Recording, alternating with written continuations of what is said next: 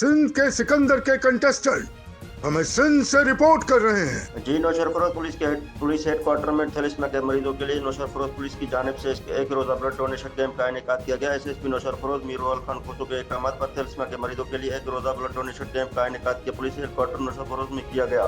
Camp में Fatima foundation के ताउन से माहिर डॉक्टर और मेडिकल टीम ने पुलिस जवानों के मुख्तलिफ ब्लड टेस्ट, जिस्मानी फिटनेस चेकअप और दीगर ज़रूरी तिब्बी मायने अंजाम देने के बाद जवानों से खून के एहतियात हासिल किए। नौशरफरोज पुलिस के दर्जन अफसरान और नौजवानों ने थैलेसीमिया के मरीज बच्चों के लिए जज्बा इंसानियत के तहत खून के एहतियात दिए। एसएसपी नौशरफरोज मीरुल खोसो ने खून अता करने वाले पुलिस जवानों के जज्बे को सराहते हुए उन्हें शाबाश तारीफी इसनाद से नवाजने का ऐलान किया। एसएसपी नौशरफरोज का कहना है कि पुलिस का बुनियादी मकसद सिर्फ जराइम का खात्मा नहीं बल्कि इंसानी खिदमत और माशरती फैलाने के लिए हर मुमकिन इक़दाम उठाना है।